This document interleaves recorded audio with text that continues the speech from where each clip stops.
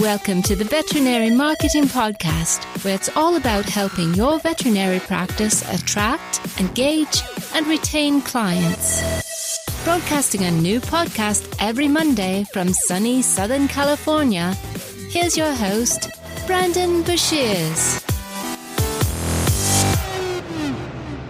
Hey there, everybody. Welcome to episode number 174 of the Veterinary Marketing Podcast. Thanks so much for taking the time to listen. On today's episode, we have a guest. It's Brynn Zittle from Brynn Zittle Cinema, and it's a fantastic episode. We talk about storytelling, video production, professional production, pillar content, just so much good stuff that if you do any marketing in your practice or you're thinking about ways to improve your practice's marketing, improve perception of your practice, and it's a really good episode. I'm very excited for you to listen to it. Before we begin, I want to mention a few things. First, if you haven't done so already, be sure to subscribe in iTunes or Google Play.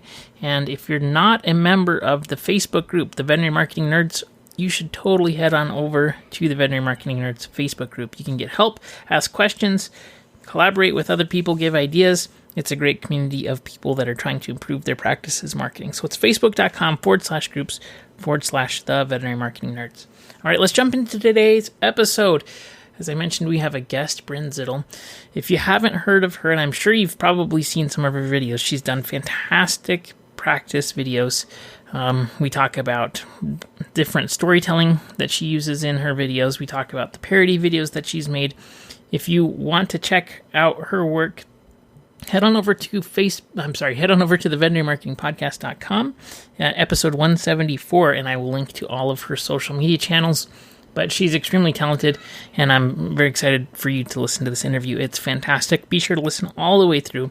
We cover all of the, I think, very relevant stuff if you're considering doing more video marketing. And I really, really hope that you are, because it's a great tool to help improve your practice's marketing. All right, let's jump into today's episode. All right, so on this week's podcast, we have Brynn Zittle. Thank you, Brynn, so much for being on the podcast. I really appreciate you taking the time to come on here. I'm very excited about our talk today.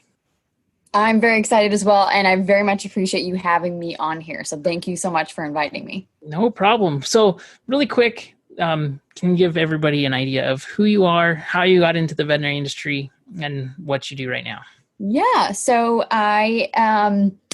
my name is Brynn, and I have been in vet med for over 7 years, 7 years consecutively, most recently. When I was actually in film school, I worked at an animal ER, ironically. So I've never had an intention of ever being in vet med, if I'm being completely honest. But somehow always found myself kind of rounding back. And most recently, I found myself in a place where I was struggling to find how I could combine two passions, if you will, and that would be animal welfare, animal rights, animals in general, with my love for film, cinematography, video production. And somehow I ended up at an animal hospital, and they were gracious enough to say, hey, like, you really like marketing, you really like video production, like, do you want to do it? We'll create a position sort of around that. So for the last 7 years, almost 7 years, I've been doing a combination of tech work as well as marketing work, and then obviously a lot of video production. My degree, I have a bachelor's degree in electronic media and film. So that is definitely where my heart lies. But what I love about it is that I feel like I can advocate and share and educate and be a voice for animals through the medium of video production. And that's why inevitably BZ Cinema was created. Very cool. Well, that's awesome. And that's super interesting. So for those I'm sure that most people know about you just because you have like really solid video work. And that's what I want to talk about today specifically, because content is one of the hardest, I think, spots for almost every veterinary practice when it comes to digital marketing. And so I think that a lot of practices try to kind of do it themselves a lot of times. And what ends up happening is they make stuff that's super boring and super plain. And so what stands out about the work that you do is that it's not boring and it looks ridiculously amazing. So can you tell us a little bit about when, I guess there's a few things that I would wonder if we're jumping into it. So my opinion would be that for most practices, having a piece of like pillar content that is something that's like you use over and over again, that is, a really, really high quality piece would be extremely valuable. But how many pieces of pillar content do you think a practice should have? And I know, we're asking somebody who's a film producer, so like it's going to be a skewed question, but what is your take on that in general? So I think my answer might actually surprise you. I would say at the very minimum, 1. And the reason I respond that way might be because not only do I produce these videos, but I'm in the vet med world. So I understand how financially that can feel taxing to a hospital, because a lot of times they just struggle with finding the value maybe in it, or finding a way that they can have something like a core pillar video that represents their hospital. Why they might do that. So that's why my answer is 1. But I would say that 1, if we're only going to do 1, I think that 1 should highlight the hospital as a whole, so that potential clients, even current clients, can get a feel for who that hospital is, how they treat their clients and their patients, and then creatively woven into all of that, the services that they offer. And I know that we're going to talk about storytelling, so I won't drone on about that right now, but my biggest push whenever it comes to any kind of video and video that I produce is going to be creating these in a way that we're sharing a story, so that it's creative, it's engaging, it's interesting, it's not boring. The other aspect, I think, if we're going to do a second core type video, so something that's a core film, hospital tour films are always a nice touch. I think it's one way of bringing people in past the exam room door and showcasing the facility. And I'll talk about this, I'm sure, a little bit more, depending on what other questions you have, but showcasing it in a way that's real.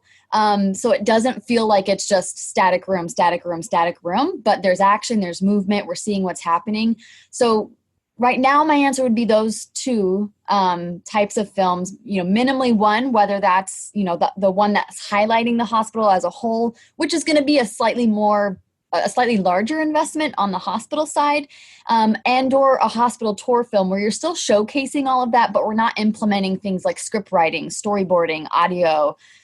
So it can be a smaller scale type video, but you're still showcasing the hospital, and we get a feel for who you are and what you do without maybe the larger scale type production. Definitely. I think that's a really smart answer. And I think if you kind of approach it as that core, like, you incorporated so many elements that are, I think, super important in acquiring, like, not only high quality customers, but for specific services that you're looking for. Mm-hmm. And so I think that's really, really smart. One of the videos that I saw that you did was for South Des Moines Veterinary Center. Mm-hmm. That is super, it captures all of those elements, and at the same time is super interesting.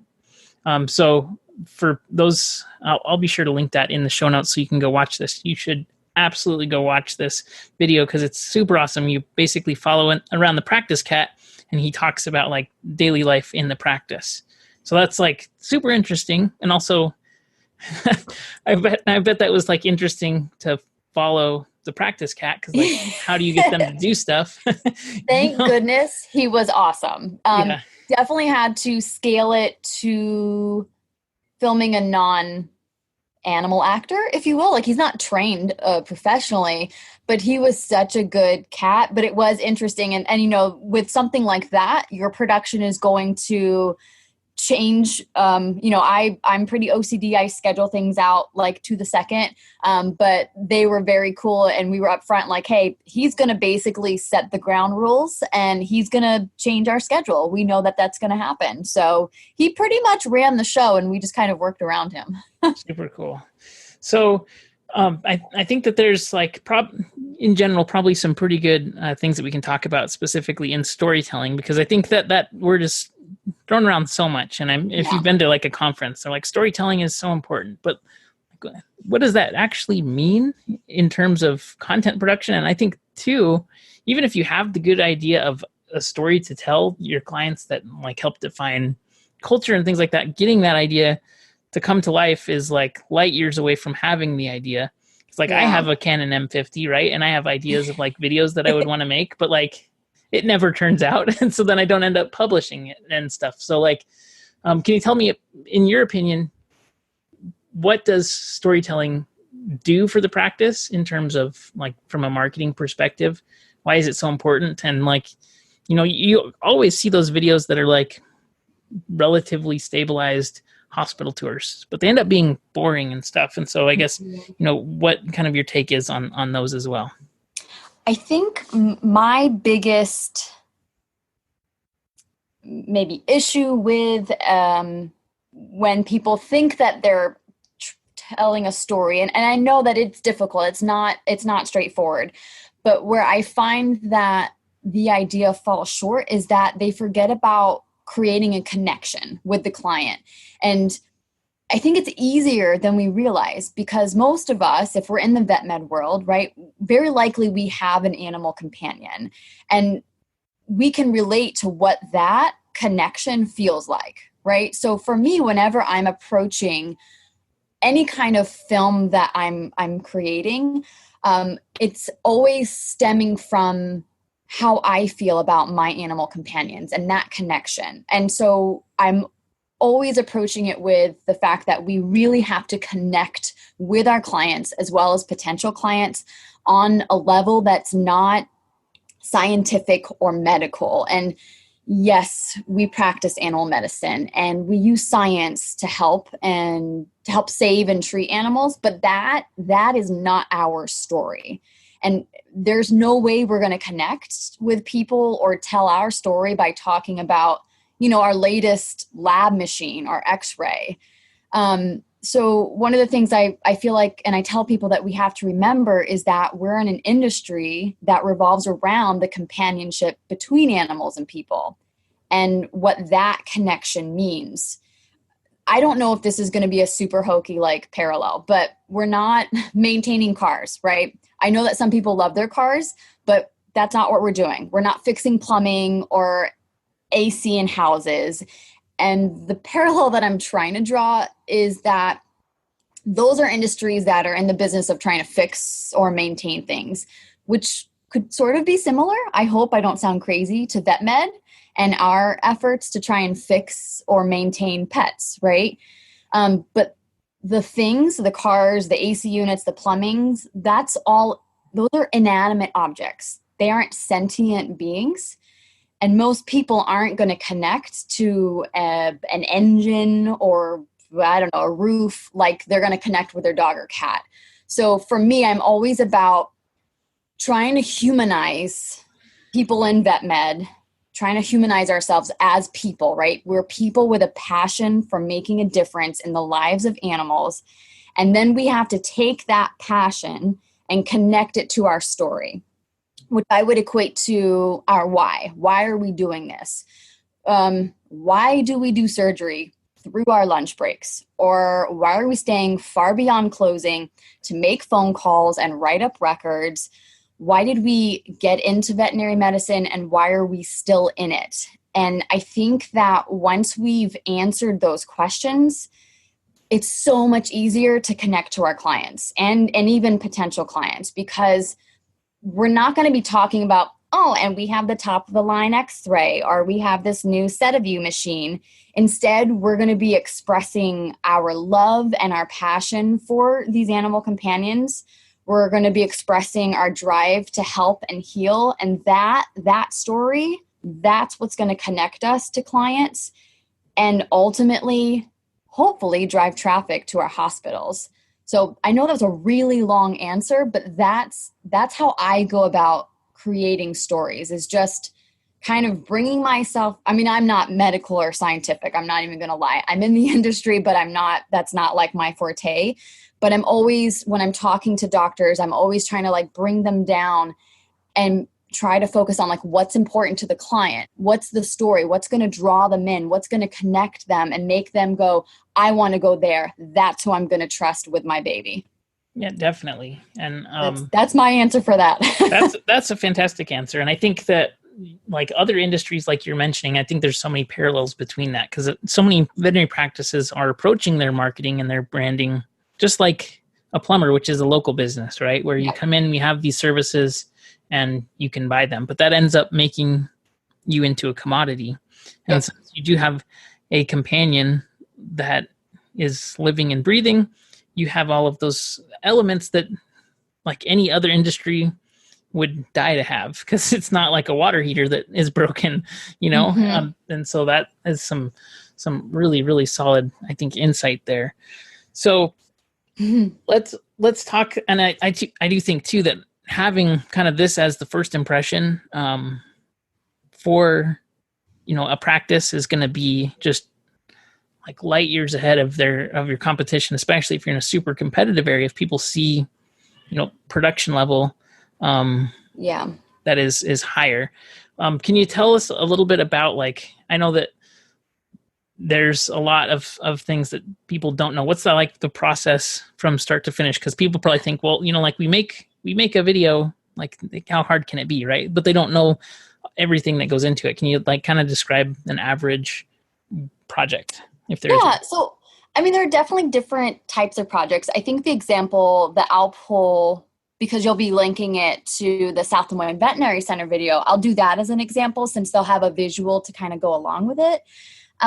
So that I would say is a more complicated, larger project. And it begins with just talking to them, finding out what it is that they want. What's the message that they're trying to share? Lucky for me, they were great. Their practice manager had a really good vision. When she first noted to me that she wanted to do it through the eyes of the hospital cat, I was completely stoked because I've done so many already that are through the eyes of animals, because I think that, number one, that garners you almost an immediate audience. But it's about talking things through, kind of doing a lot of idea conceptualizing, and then taking something that's really broad, which in their case, it was a lot of ideas, and then just honing in on one that we think is going to be the strongest. What's really going to lead this video? I think sometimes people think that, having a lot of different elements can make it more interesting, but I do find that can just complicate things or make it too messy or muddy. And we're not creating a 90-minute movie, right? So we're not doing, if you've ever seen Traffic, where you have like all these subplots within plots, we're not doing that. We're doing something significantly smaller scaled. We want to, people aren't watching videos for a really long time. Most people aren't going to sit through anything terribly long anymore, which is a real bummer. But it's fact, right? So we need to come up with an idea that is on the shorter side, more typically, and that's simple enough to swallow, if you will, and will keep people, engaged and moving forward. So once we have that, when it's a film like this, then I get into the script writing. That part, honestly, is probably the longest part. There's a lot of revisions. I usually start with a small sample, submit it for review, get their notes, get their feel on, do they like the flow? Do they like where I'm going with it? So for the South Des Moines Veterinary video, I think I did the first, I would say I submitted the first scene where Wesley is at the front door, and then right up to when he gets on the counter and the puppy walks in. So I submitted those lines, as well as I do a written storyboard. So I submit lines with a box that has visual cues, so that visually, in addition to reading the spoken words, they're understanding what I'm visualizing to go along with those spoken words. Once we get the script down, I go into schedule mode, get that approved, and then we show up. My biggest thing with production, and not every production company works this way, not every producer works this way. I definitely am more of OCD.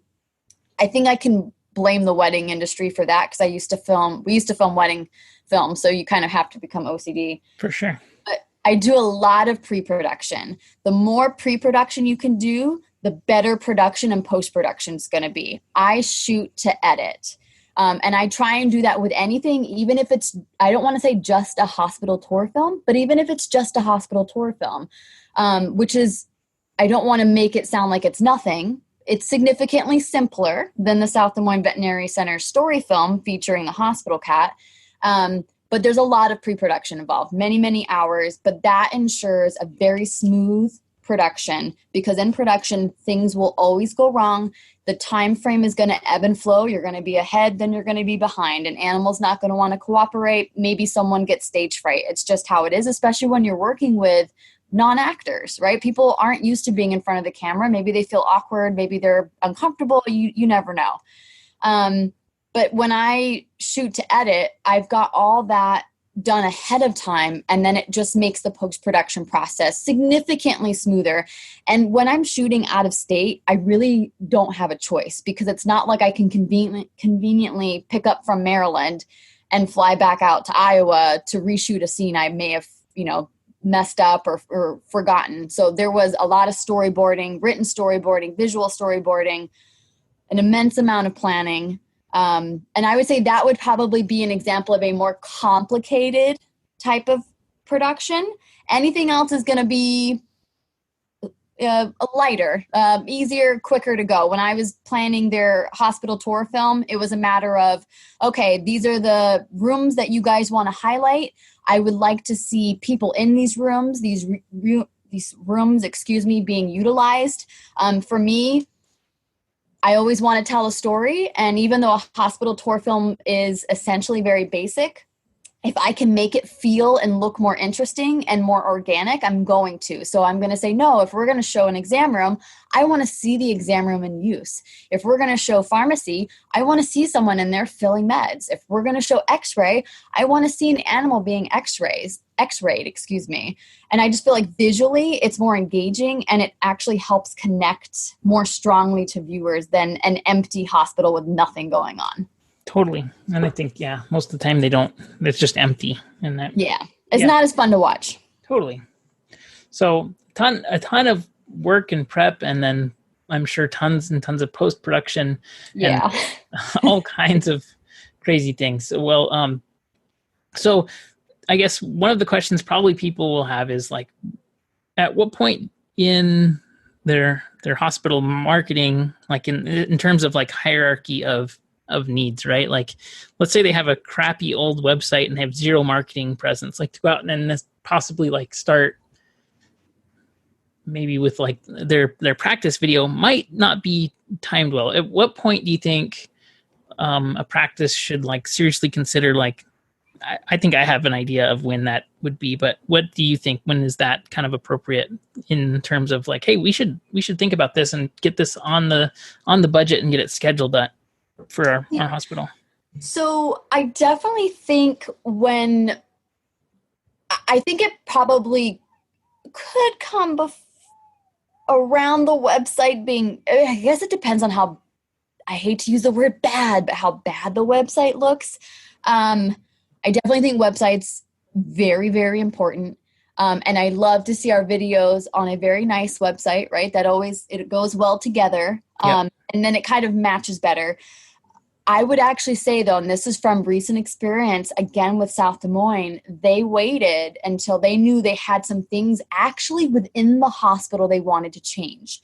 So they had several facelifts going on, and they're like, listen, we know that at one point we need to get our floors done. We know at one point, I think they might have changed colors on walls or something like that. So we've been talking for, I think it was almost a year. And that's okay, because all that planning can take place and there's a lot of pre-production happening. But we waited until that hospital visually was ready. So for me, I think if a hospital has any concerns about the way that it looks, maybe it's functionality and they want to change how things flow, the video should come after that, because the last thing you want to do is have a dated video, and that can happen quickly. Which to that point, I'd also note that, probably not when you have any decorations up or something seasonal, which will date it. It should be very it should go from season to season without an issue. But that would probably be my recommendation. But if they're not looking to do any kind of renovating or facelifting, they're very happy or content with the way that it looks and its overall functionality, and we're going to be, filming in the space, then I would say, at any time, as long as they're comfortable with the budget and the budget allows for it. I do think a website is super important. And I think that I don't know where that falls in line in comparison to a website. I know South Des Moines Veterinary Center, they're currently updating their website. So that took place after the video production. Well, I think talking I only work in digital space, right? And I'm not in practice. So I think probably the practice is the element that is far more important. So that is definitely a good distinction. So I think if you're doing a remodel and you're listening right now and you're doing a remodel, or you've just done one, or you have a beautiful practice, that's solid. I do see a lot of veterinarians too with mobile practices. And I think this would be super, super valuable for a mobile practice, because it would replace the infrastructure that you're missing and help to connect better, with your brand too. So I think there's just so much opportunity. Have you ever worked with a mobile practice before? Not with video production, but the ideas that just sparked in my mind are plentiful. We could do some really cool things with a mobile practice. We do have a drone, so that would be super awesome. It would be really cool. Cool. Very cool. So I think that is definitely a good kind of indication. What do you think would be, because typically if people called you and they're like, well, I have a $500 budget for a video, mm-hmm. you'd say I'm guessing you'd be like, this is probably not the best opportunity for you right now. What typically is kind of a price range and I guess it totally depends on travel and things like that too.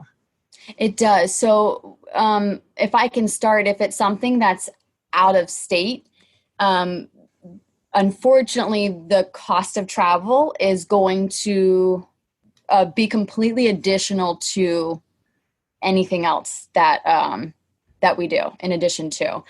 I would say for something that is smaller scaled, I would probably plan to be closer to the starting at $1,500 range. That is going to be a very simple, more basic film. It can still be beautiful. It can still be engaging. It can still be informative.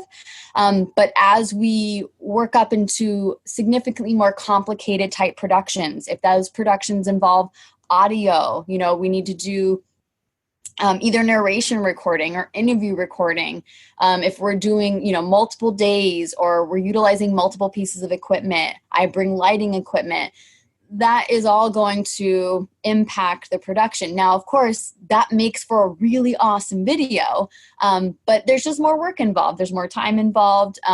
We do our very best to use the top of the line, most awesome pieces of equipment that we can. Traveling with them is slightly nerve-wracking. Sure, yeah. Yeah, no, plenty of anxiety attacks. Hands down, when TSA tries to take stuff away from us, I nearly have a mental breakdown. But definitely. But so that's basically what I can say. My goal would be, I wouldn't want that to be a reason that someone doesn't reach out, because I think if we can understand what are their needs, what are their goals, what's their vision, we can always see what we can do, and or say, listen, you've got a really good, piggy bank started, and if you can just work a little bit more to add to that, then we're more attainable. Now, I know South Des Moines Veterinary Center, they had some sort of rewards program through one of their reps, and that's actually how they paid for, I believe, a large chunk of because they got 2 videos with us, a tour video and they got the story film. So they utilized points that they'd earned through one of their reps and put that towards the video, which was a great use of resource. Not that I want to take away from using it towards the team or towards the hospital, but I do find that these videos are great investments, and they can get broadcast to just so many people through social media. If you have YouTube, you can put it on Vimeo, you can put it on your website. I mean, it's so easily shared, and make it fun and engaging. I mean, it's amazing what that can do for you. And I wish I'd written down the numbers that South Moines got for their video share, but they did really, really well with that. And I think that it's served them really, really well so far. And I think it's only going to help grow them even more. 100%. Yeah. I mean, it's like a brand asset that is like, you would think of it like an asset, and, you know, in terms of it's going to drive new clients into your practice and really attract. And like, if you have that level of production, it just looks completely different from the practice that shot like their practice pictures on their phone and like didn't edit them. And there's like the sun in it, and they can see the reflection of the person in the mirror. Like, you see those all the time. And I know everybody's doing their best, and I totally get it. It's tough. Yeah. But it just makes you stand out. And, I just think it's a huge value for a practice and a business. It's like an asset that is going to keep paying off. It's not like, I think that's one thing too that people don't realize, is that you can reuse it and put it across all of the platforms. And, you know, until something dramatically different changes, like they make like 8K videos or like, I don't know, you know, like super HD or 3D or something, right? Right, we're gonna have to like send glasses with the video. Exactly, yeah. VR goggles with every video. Right, it's definitely, and it's hard because I agree. I don't, you know, I'm not trying to down anybody that's using their phone or using, you know, maybe a prosumer kind of camera, you know, and I give them kudos for making that effort. But it's no different than if you're going online to buy something, whether it's a car, and that might be a really good example. I know that when I was searching for a car, if the photo, or a house, I know when I was searching for a home, when the photos look like awful, like I wouldn't even want to go see the house in person, knowing that the photos probably just weren't doing the house justice. And you may have the same sort of effect with your hospital. Whether those are photos or video, you know, you want to make that it's such an important impression, and it could mean the difference of someone walking through those doors or walking through someone else's doors. 100%. Yeah.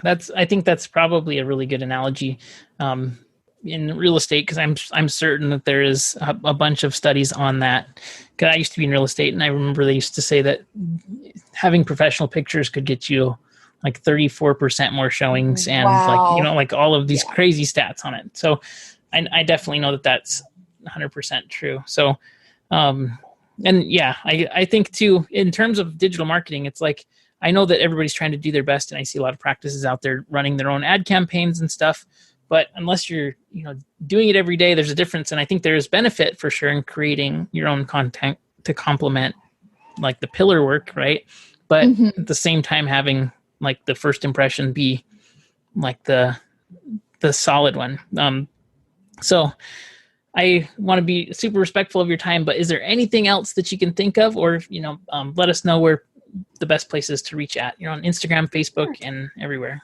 So yes, definitely. I am certainly on Facebook and Instagram. On Facebook and Instagram, you can find me at Brynn Zittle Cinema. And that's Brynn, Brynn, Zittle Cinema. And then on the website, so technically BZ Cinema, Brynn Zittle Cinema, we are the sister / daughter company of Taos Studios, which I mentioned earlier that we used to film weddings, and that was through a company called Taos Studios. So when I decided to launch BZ Cinema, Brynn Zittle Cinema, we did it as a sort of sister or daughter company to Taos Studios. So you'd have to navigate to taosstudios.com. Taos is spelled Thuis, studios.com. And then there is on the header a drop-down menu option to navigate to BZ Cinema. And BZ Cinema was created specifically for animal type organizations. So whether that's shelters, rescues, hospitals, you know, vet med, that's what BZ Cinema is specialized for. Anything, all things animal. Very cool. Yeah, definitely go check out Brynn's Instagram. You can see she's got great parody videos, and we didn't even talk about those parody videos. I know, those are the best. I forgot about those. I should. Shame on me. That, I think I know that there's been tons of practices that have done parody videos like on a phone, and they've gotten like really good response too. Mm-hmm. So like it would just be impressive to have a professionally done one too. So Yeah, and I mean, and that is a totally different monster. I'm not gonna lie, that is an insane amount of work. Totally, it looks like it. Yeah, it really, and it's a group effort, and all of those were completely volunteer. Like, we didn't make any money off of any of those. We've technically done like 4 total. The first 2 were bad. Don't watch. I mean, they're not bad. The lyrics are funny. The cinematography is okay.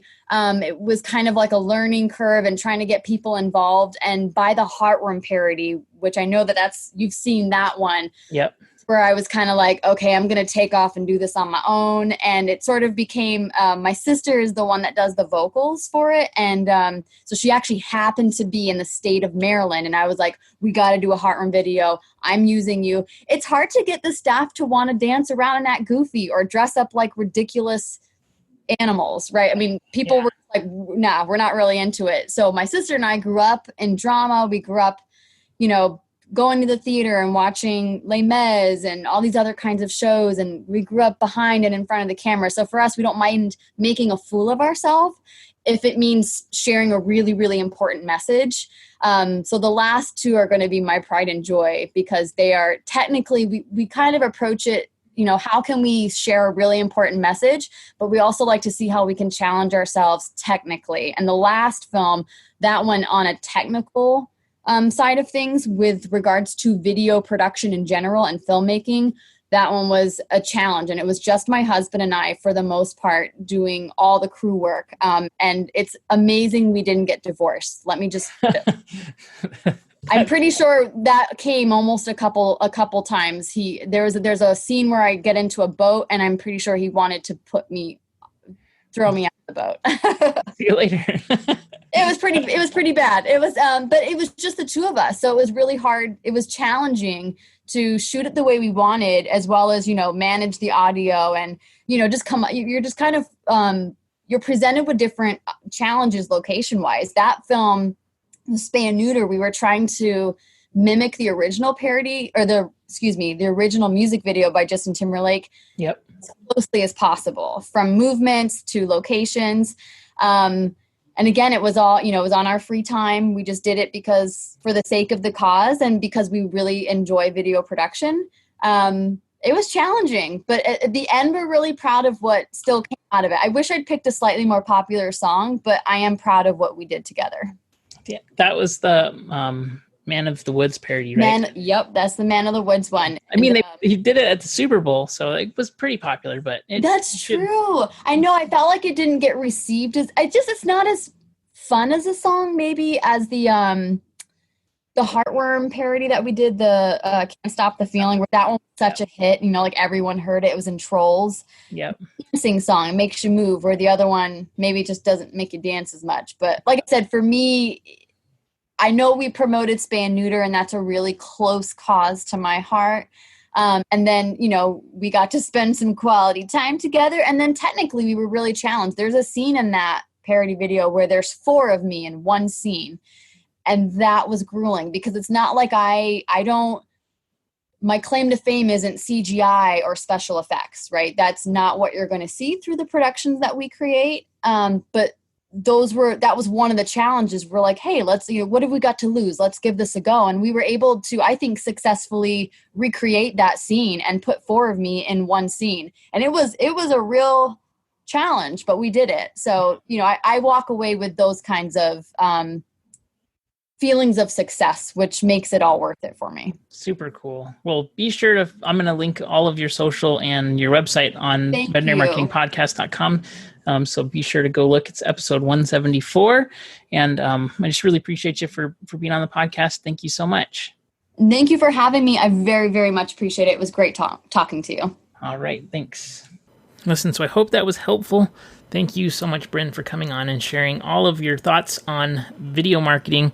I would just really suggest reaching out to her if you're thinking about trying to produce something.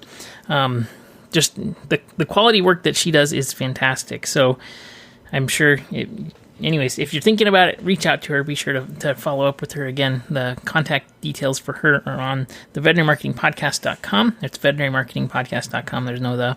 So veterinarymarketingpodcast.com, and episode 174 is where you can find out more about her. Thanks again for listening. If you ever have any questions, comments, or need help with anything, please don't hesitate to reach out, and I'll see you on next week's episode. Have a good one.